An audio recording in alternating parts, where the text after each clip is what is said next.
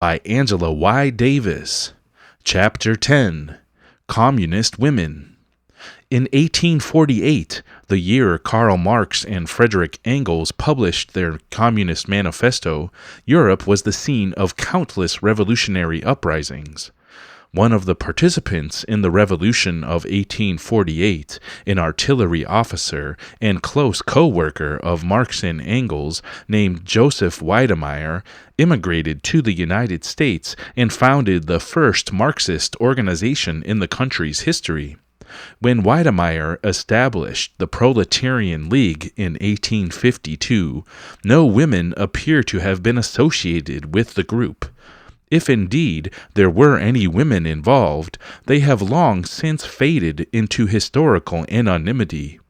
Over the next few decades, women continued to be active in their own labor associations, in the anti-slavery movement, and in the developing campaign for their own rights.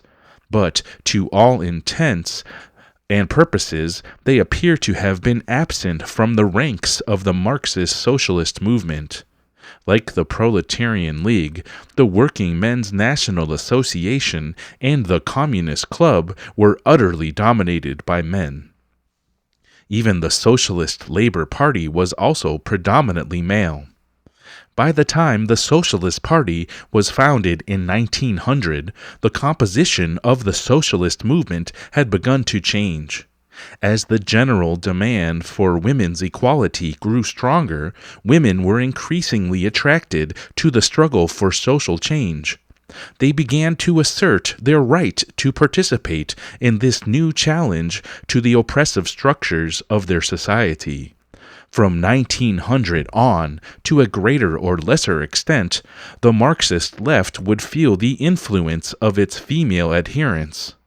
As the main champion of Marxism for almost 2 decades, the Socialist Party supported the battle for women's equality. For many years, in fact, it was the only political party to advocate women's suffrage. Thanks to such socialist women as Pauline Newman and Rose Schneiderman, a working-class suffrage movement was forged, breaking the decade-long stronghold of middle-class women on the mass campaign for the vote. By 1908, the Socialist Party had created a National Women's Commission. On March 8 of that year, women socialists active on New York's Lower East Side organized a mass demonstration in support of equal suffrage, whose anniversary continues to be observed all over the world as International Women's Day.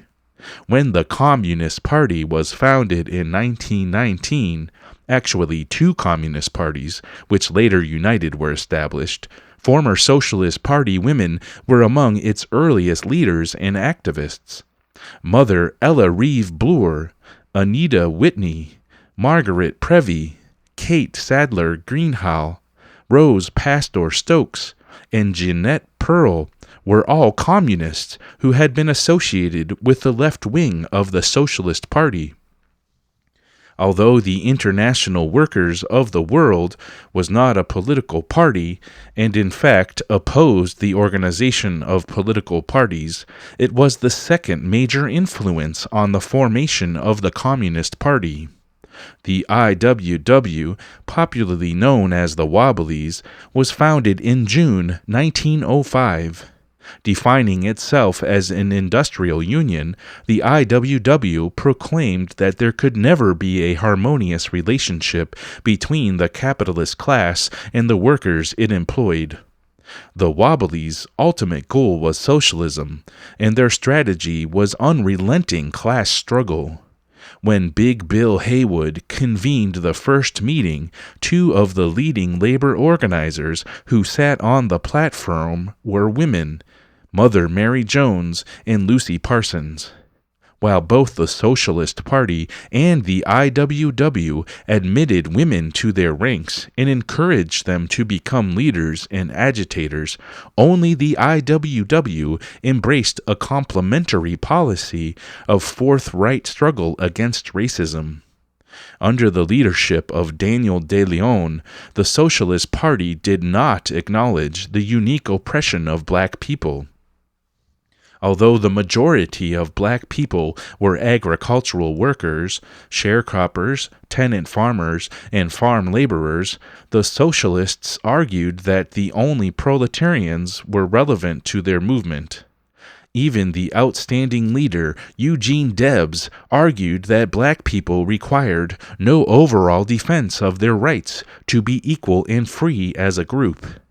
Since the socialists' overriding concern was the struggle between capital and labor, so Debs maintained, we have nothing special to offer the Negro.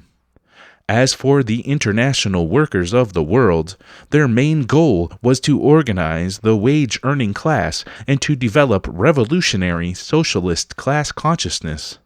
Unlike the Socialist Party, however, the IWW focused explicit attention on the special problems of black people. According to Mary White Ovington, there are two organizations in this country that have shown they do care about full rights for the Negro. The first is the National Association for the Advancement of Color People. The second organization that attacks Negro segregation is the Industrial Workers of the World. The IWW has stood with the Negro. Helen Holman was a black socialist, a leading spokesperson in the campaign to defend her imprisoned party leader, Kate Richards O'Hare. As a black woman, however, Helen Holman was a rarity within the ranks of the Socialist Party. Prior to World War II, the numbers of black women working in industry were negligible. As a consequence, they were all but ignored by Socialist Party recruiters. The Socialists' posture of negligence vis-à-vis black women was one of the unfortunate legacies the Communist Party would have to overcome. According to the communist leader and historian William Z. Foster, during the early 1920s, the party was neglectful of the particular demands of Negro women in industry. Over the next decade, however, communists came to recognize the centrality of racism in U.S. society. They developed a serious theory of black liberation and forged a consistent activist record in the overall struggle against racism. Lucy Parsons. Lucy Parsons remains one of these few black women whose name has occasionally appeared in the chronicles of the U.S. labor movement. Almost universally, however, she is simplistically identified as the devoted wife of the Haymarket martyr Albert Parsons. To be sure, Lucy Parsons was one of her husband's most militant defenders, but she was far more than a faithful wife and angry widow who wanted to defend and avenge her husband. As Carolyn Asbov's recent biography confirms, her journalistic and agitational defense of the working class as a whole spanned a period of more than 60 years. Lucy Parsons' involvement in labor struggles began almost a decade before the Haymarket Massacre and continued for another 55 years afterward. Her political development ranged from her youthful advocacy of anarchism to her membership in the Communist Party during her mature years. Born in 1853, Lucy Parsons became active in the Socialist Labor Party as early as 1877. Over the years to come, this anarchist organization's newspaper, The Socialist, would publish her articles and poems, and Parsons would also become an active organizer for the Chicago Working Women's Union. Following the police-instigated riot on May 1, 1886, in Chicago's Haymarket Square, her husband was one of the 8 radical labor leaders arrested by the authorities. Lucy Parsons immediately initiated a militant campaign to free the Haymarket defendants. As she traveled throughout the country, she became known as a prominent labor leader and a leading advocate of anarchism. Her reputation caused her to become an all too frequent target of repression. In Columbus, Ohio, for example, the mayor banned a speech she was scheduled to deliver during the month of March, and her refusal to respect this banning order led the police to throw her in jail. In city after city, halls were closed to her at the last moment. Detectives stood in every corner of the meeting halls. Police kept her under constant surveillance. Even as her husband was being executed, Lucy Parsons and her 2 children were arrested by Chicago police, one of whom made the comment, "That woman is more to be feared than 1,000 rioters." Although she was black, a fact miscegenation laws often caused her to conceal, and although she was a woman, Lucy Parsons argued that racism and sexism were overshadowed by the capitalists' overall exploitation of the working class. Since they were victims of capitalist exploitation, said Parsons, black people and women, no less than white people and men, should devote all their energies to the class struggle. In her eyes, black people and women did not suffer special forms of oppression, and there was no real need for mass movements to oppose racism and sexism explicitly. Sex and race, according to Lucy Parsons' theory, were facts of existence manipulated by employers who sought to justify their greater exploitation of women and people of color. If black people suffered the brutality of lynch law, it was because their poverty as a group made them the most vulnerable workers of all. Are there any so stupid, Parsons asked in 1886, as to believe these outrages have been heaped upon the Negro because he is black? Not at all. It is because he is poor. It is because he is dependent, because he is poorer as a class than his white wage slave brother of the North. Lucy Parsons and Mother Mary Jones were the first 2 women to join the radical labor organization known as the International Workers of the World. Highly respected in the labor movement, both were invited to sit in the Presidium alongside Eugene Debs and Big Bill Haywood during the 1905 founding convention of the IWW. In the speech Lucy Parsons delivered to the convention delegates, she revealed her special sensitivity to the oppression of working women who, in her view, were manipulated by the capitalists as they sought to reduce the wages of the entire working class. We, the women of this country, have no ballot even if we wish to use it, but we have our labor. Wherever wages are to be reduced, the capitalist class uses women to reduce them. Moreover, during this era, when the plight of prostitutes was virtually ignored, Parsons told the IWW convention that she also spoke for my sisters whom I can see in the night when I go out in Chicago. During the 1920s, Lucy Parsons began to associate herself with the struggles of the young Communist Party. One of the many people who was deeply impressed by the 1917 workers' revolution in Russia, she became confident that eventually the working class could triumph in the United States of America.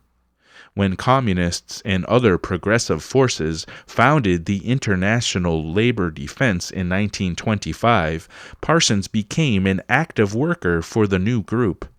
She fought for the freedom of Tom Mooney in California, for the Scottsboro Nine in Alabama, and for the young black communist Angelo Herndon, whom Georgia authorities had imprisoned. It was 1939, according to her biographer's research, that Lucy Parsons formally joined the Communist Party. When she died in 1942, a tribute in the Daily Worker described her as a link between the labor movement of the present and the great historic events of the 1880s. She was one of America's truly great women, fearless and devoted to the working class. Ella Reeve Bloor. Born in 1862, the remarkable labor organizer and agitator for women's rights, black equality, peace, and socialism, who was popularly known as Mother Bloor, became a member of the Socialist Party soon after it was founded. She went on to become a socialist leader and a living legend for the working class across the country. Hitchhiking from one end of the United States to the other, she became the heart and soul of untold numbers of strikes. Streetcar operators in Philadelphia heard her first strike speeches. In other parts of the country, miners, textile workers, and sharecroppers were among the workers who benefited from her astounding oratorical talents and her powerful skills as an organizer. At the age of 62, Mother Bloor was still thumbing rides from one state to another. When she was 78, Mother Bloor published the story of her life as a labor organizer, from her pre-socialist days through the period of her Communist Party membership. As a socialist, her working-class consciousness did not include an explicit awareness of black people's special oppression. As a communist, however, Mother Bloor fought numerous manifestations of racism and urged others to follow her example. In 1929, for example, when the International Labor Defense held its convention in Pittsburgh, Pennsylvania, we had engaged rooms for all the delegates in the Monongahela Hotel. When we arrived late at night with 25 Negro delegates, the manager of the hotel said that while they could stay there that night, they must all get out immediately the next morning. Next morning, we voted that the whole convention should adjourn to the hotel in an orderly fashion. We marched to the hotel, carrying banners emphasizing no discrimination. We filed into the lobby, which by that time was filled with newspapermen, policemen, and curious crowds. During the early 1930s, Mother Bloor addressed a meeting in Lope City, Nebraska, in support of women who had struck against their poultry farm employers. The strike assembly was violently assaulted by a racist mob opposed to the presence of black people at the meeting. When the police arrived, Mother Bloor was arrested, together with a black woman and her husband. The black woman, Mrs. Floyd Booth, was a leading member of the local anti-war committee, and her husband was an activist in the town's unemployed council. When the local farmers raised sufficient bail money to obtain Mother Bloor's release, she refused their aid, insisting that she would not leave until the Booths could accompany her. I felt I could not accept the bail and leave the two Negro comrades in jail, in an atmosphere so dangerously charged with bitter hate of Negroes. During this period, Mother Bloor organized a U.S. delegation to attend an international women's conference in Paris. 4 of the women included in the delegation were black. Capitola Tasker, Alabama sharecropper, tall and graceful, the life of the whole delegation. Lulia Jackson, elected by the Pennsylvania miners, a woman who represented the mothers of the Scottsboro boys, and Mabel Byrd, a brilliant young honor graduate of the University of Washington, who had had a position with the International Labor Office in Geneva. At the 1934 Paris Conference, Capitola Tasker was one of the 3 U.S. women elected to serve as a member of the Assembly's Executive Committee, along with Mother Bloor and the woman representing the Socialist Party. Mabel Byrd, the black college graduate, was elected as one of the conference's secretaries. Lulia Jackson, the black representative of Pennsylvania miners, emerged as one of the Paris Women's Conference leading personalities. In her persuasive response to the pacifist faction attending the gathering, she argued that support for the war against fascism was the sole means of guaranteeing a meaningful peace. During the course of the women's deliberations, a committed pacifist had complained, "I think there is too much about fighting in that anti-war manifesto. It says fight against war, fight for peace, fight, fight, fight. We are women. We are mothers. We don't want to fight. We know that even when our children are bad, we are nice to them, and we win them by love, not by fighting them. Lulia Jackson's counter-argument was forthright and lucid. Ladies, it has just been said that we must not fight, that we must be gentle and kind to our enemies, to those who are for war. I can't agree with that. Everyone knows the cause of war. It is capitalism. We can't just give those bad capitalists their supper and put them to bed the way we do with our children. We must fight them. As Mother Bloor relates in her autobiography, everyone laughed and applauded, even the pacifist. And the anti-war manifesto was consequently approved by the entire body. When the conference was addressed by Capitola Tasker, the black sharecropper from Alabama, they heard her compare the current European fascism with the racist terror suffered by black people in the United States. Having vividly described the Southern and mob murders, she acquainted the Paris delegates with the violent repression aimed at sharecroppers who were attempting to organize in Alabama. Her own opposition to fascism ran deep, so Capitola Tasker explained, for she herself was already been victimized by its terrible ravages. She concluded her speech with the sharecropper's song, which she adapted to fit the occasion. Like a tree that's standing by the water, we shall not be moved. We're against war and fascism. We shall not be moved. As the U.S. delegation returned home by boat, Mother Bloor recorded Capitola Tasker's moving testimony about her Paris experiences. Mother, when I get back to Alabama and go out to that cotton patch back of our little old shack, I'll stand there thinking to myself, Capitola, did you really go over there to Paris and see all those wonderful women and hear all those great talks, or was it just a dream that you were over there?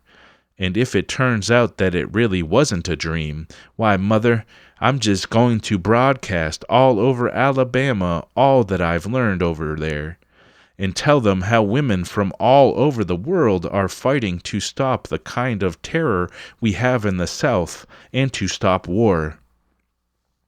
As Mother Bloor and her Communist Party comrades concluded, the working class cannot assume its historical role as a revolutionary force if workers do not struggle relentlessly against the social poison of racism. The long list of stunning accomplishments associated with the name of Ella Reeve Bloor reveals that this white communist woman was a deeply principled ally of the Black liberation movement. Anita Whitney. When Anita Whitney was born in 1867 to a wealthy San Francisco family, no one would have suspected that she would eventually be the chairperson of the California Communist Party. Perhaps she was destined to become a political activist, for as a fresh graduate of Wellesley, the prestigious New England Women's College, she did volunteer charity and settlement housework and soon became an active champion of women's suffrage. Upon her return to California, Anita Whitney joined the Equal Suffrage League and was elected president in time to see her state become the 6th in the nation to extend the vote to women. In 1914, Anita Whitney joined the Socialist Party. Despite her party's posture of relative indifference toward black people's struggles, she readily supported anti-racist causes. When the San Francisco Bay Area chapter of the National Association for the Advancement of Colored People was founded, Whitney enthusiastically agreed to serve as a member of its executive committee. Having identified with the positions of left-wing members of the Socialist Party, she joined those who established the Communist Labor Party in 1919. Shortly thereafter, this group merged with the Communist Party USA.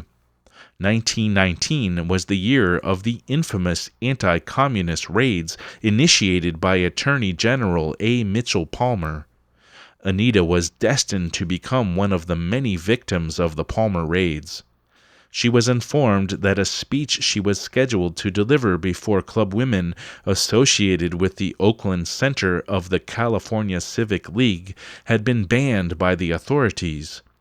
But despite the official prohibition, she spoke on November 28, 1919, about the Negro problem in the United States. Her remarks were sharply focused on the issue of lynching. Since 1890, when our statistics have their beginning, there have occurred in these United States 3,228 lynchings, 2,500 of colored men, and 50 of colored women. I would that I could leave the subject with these bare facts recording numbers, but I feel that we must face all the barbarity of the situation in order to do our part in blotting this disgrace from our country's record. She went on to pose a question to the audience of white club women. Did they know that a colored man once said that if he owned hell and Texas, he would prefer to rent out Texas and live in hell? His reasoning, she explained in a serious vein, was based on the fact that Texas could claim the third largest number of racist mob murders committed throughout the southern states. Only Georgia and Mississippi could boast of more. In 1919, it was still something of a rarity for a white person to appeal to others of her race to stand up against the scourge of lynching. The generalized racist propaganda and the repeated evocation of the mythical black rapist in particular had resulted in the desired division and alienation. Even in progressive circles, white people were often hesitant to speak out against lynchings, since they were justified as unfortunate reactions to black sexual attacks against white womanhood in the South. Anita Whitney was one of those white people whose vision remained clear despite the power of the prevailing racist propaganda, and she was willing to risk the consequences of her anti-racist stance. Although it was clear that she would be arrested, she chose to speak about lynching to the white Oakland clubwomen. Sure enough, she was taken into custody at the conclusion of her speech and charged by the authorities with criminal syndicalism. Whitney was later convicted and sentenced to San Quentin Prison, where she spent several weeks before her release on appeal bond. It was not until 1927 that Anita Whitney was pardoned by the governor of California. As a 20th century white woman, Anita Whitney was indeed a pioneer in the struggle against racism. Together with her black comrades, she and others like her would forge the Communist Party's strategy for working-class emancipation. In this strategy, the fight for black liberation would be a central ingredient. In 1936, Anita Whitney became the state chairperson of the Communist Party of California and was elected soon thereafter to serve on the party's national committee. Once she was asked, "Anita, how do you regard the Communist Party? What has it come to mean to you?" "Why," she said, smiling incredulously, a bit taken aback by such an amazing question, "why, it has given purpose to my life. The Communist Party is the hope of the world." Elizabeth Gurley Flynn. When Elizabeth Gurley Flynn died in 1964 at the age of 74, she had been active in socialist and communist causes for almost 60 years.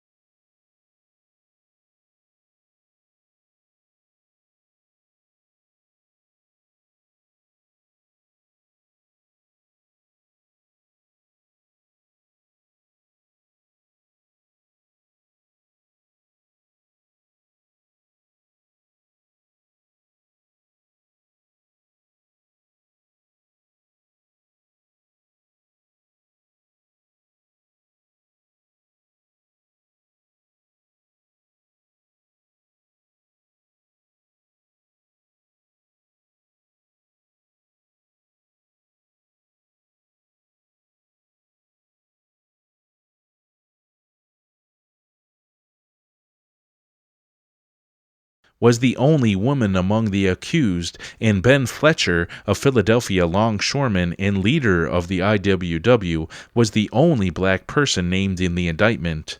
Judging from Elizabeth Gurley Flynn's autobiographical reflections, she was aware from the very beginning of her political career of the special oppression suffered by black people. Her consciousness of the importance of anti-racist struggles was doubtlessly intensified by her involvement in the IWW. The Wobblies publicly proclaimed that there is only one labor organization in the United States that admits the colored worker on a footing of absolute equality with the white, the industrial workers of the world. In the IWW, the colored worker, man or woman, is on an equal footing with every other worker. But the IWW was a syndicalist organization concentrating on industrial workers who, thanks to racist discrimination, were still overwhelmingly white. The tiny minority of black industrial workers included practically no women who remained absolutely banned from industrial occupations. Indeed, most black workers, male and female alike, still worked in agriculture or domestic service. As a result, only a fraction of the black population could be reached through an industrial union, unless the union strenuously fought for black people's admission into industry. Elizabeth Gurley Flynn became active in the Communist Party in 1937, and emerged soon afterward as one of the organization's major leaders. Working on an intimate basis with such black communists as Benjamin Davis and Claudia Jones, she developed a new understanding of the central role of black liberation within the overall battle for the emancipation of the working class. In 1948, Flynn published an article in Political Affairs, the party's theoretical journal, on the meaning of International Women's Day. As she argued in this article, the right to work, to training, upgrading, and equal seniority, safeguards for health and safety, adequate child care facilities, these remain the urgent demands of organized working women, and are needed by all who toil, especially Negro women. Criticizing the inequality between women war veterans and men war veterans, she reminded her readers that black women veterans suffered to an even greater degree than their white sisters. Indeed, black women were generally caught in a threefold bond of oppression. Every inequality and disability inflicted on American white women is aggravated 1,000-fold among Negro women, who are triply exploited as Negroes, as workers, and as women. This same triple jeopardy analysis, incidentally, was later proposed by black women who sought to influence the early stages of the contemporary women's liberation movement.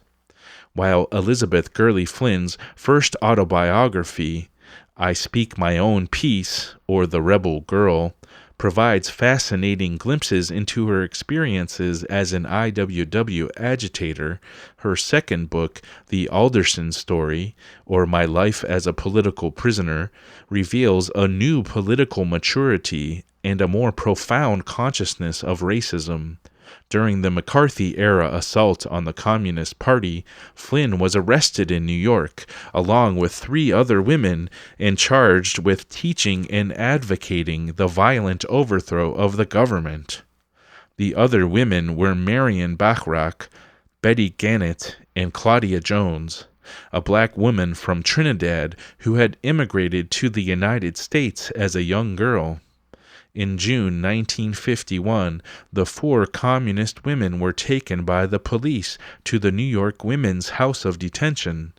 The one pleasant episode which lighted up our stay here involved the birthday party which Elizabeth, Betty, and Claudia organized for one of the prisoners.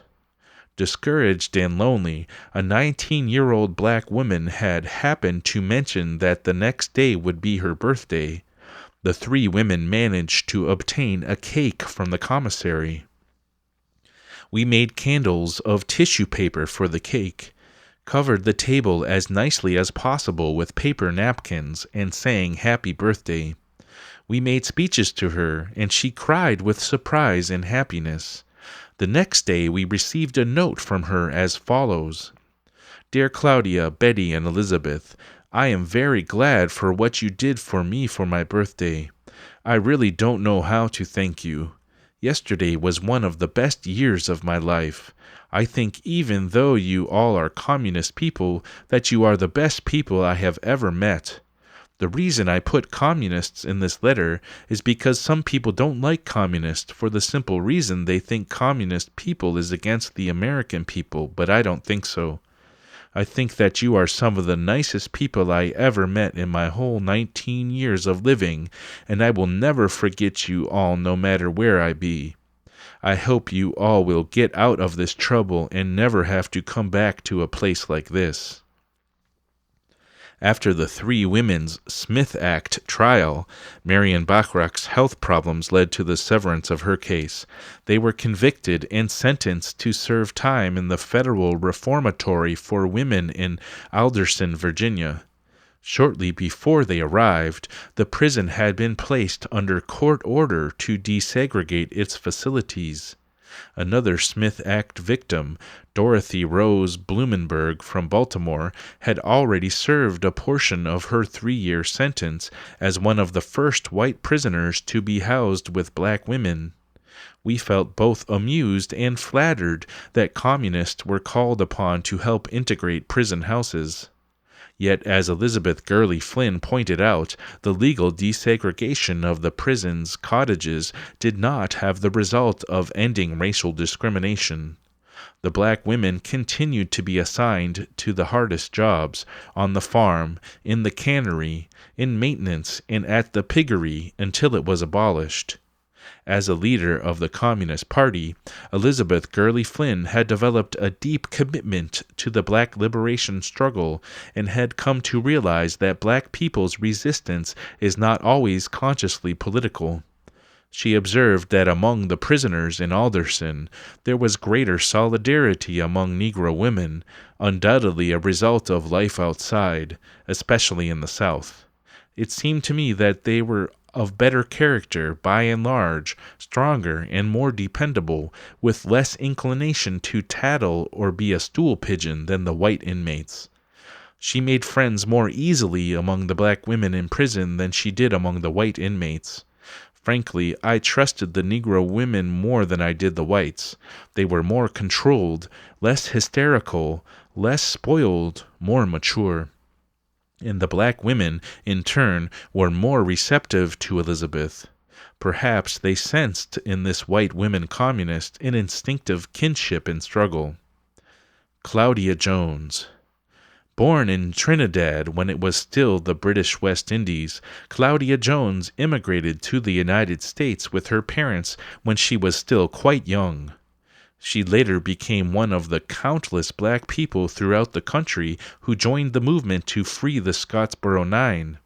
It was through her work in the Scottsboro Defense Committee that she became acquainted with members of the Communist Party, whose organization she enthusiastically joined.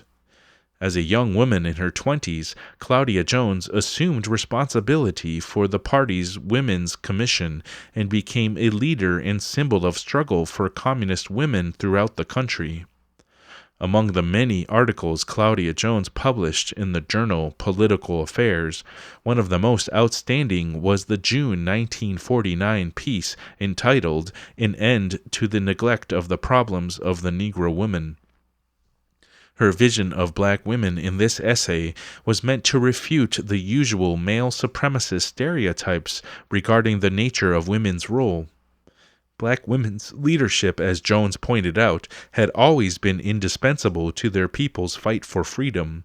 Seldom mentioned in the Orthodox histories, for example, was the fact that the sharecroppers' strikes of the 1930s were sparked by Negro women. Moreover, Negro women played a magnificent part in the pro-CIO days in strikes and other struggles, both as workers and as wives of workers, to win recognition of the principle of industrial unionism in such industries as auto, packing, steel, etc.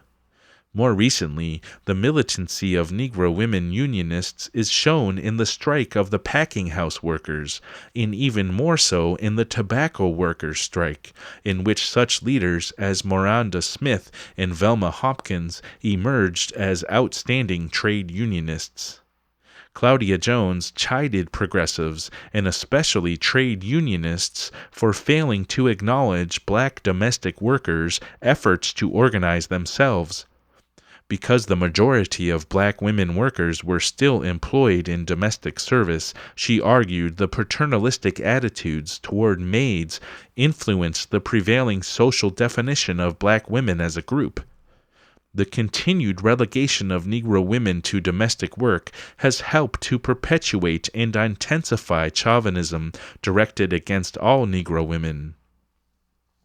Jones was not afraid to remind her own white friends and comrades that too many progressives and even some communists are still guilty of exploiting Negro domestic workers, and they are sometimes guilty of participating in the vilification of maids when speaking to their bourgeois neighbors and their own families. Claudia Jones was very much a communist, a dedicated communist who believed that socialism held the only promise of liberation for black women, for black people as a whole, and indeed for the multiracial working class. Thus, her criticism was motivated by the constructive desire to urge her white co-workers and comrades to purge themselves of racist and sexist attitudes. As for the party itself, in our clubs we must conduct an intense discussion of the rule of Negro women, so as to equip our party membership with a clear understanding for undertaking the necessary struggles in the shops and communities. As many black women had argued before her, Claudia Jones claimed that white women in the progressive movement, and especially white women communists, bore a special responsibility toward black women.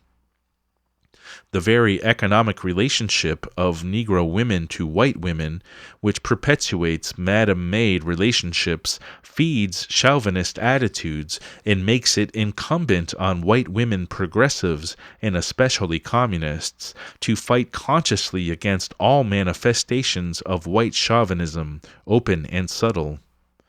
When Claudia Jones's Smith Act conviction led to her imprisonment in Alderson Federal Reformatory for Women, she discovered a veritable microcosm of the racist society she already knew so well. Although the prison was under court order to desegregate its facilities, Claudia was assigned to a colored cottage, which isolated her from her two white comrades, Elizabeth Gurley Flynn and Betty Gannett. Elizabeth Gurley Flynn especially suffered from this separation, for she and Claudia Jones were close friends as well as comrades. When Claudia was released from prison in October of 1955, 10 months after the communist women had arrived at Alderson, Elizabeth was happy for her friend, yet aware of the pain she would suffer in Claudia's absence. My window faced the roadway, and I was able to see her leave. She turned to wave, tall, slender, beautiful, dressed in golden brown, and then she was gone. This was the hardest day I spent in prison. I felt so alone. On the day Claudia Jones left Alderson, Elizabeth Gurley Flynn wrote a poem entitled Farewell to Claudia. Nearer and nearer drew this day, dear comrade, when I from you must sadly part. Day after day, a dark foreboding sorrow crept through my anxious heart.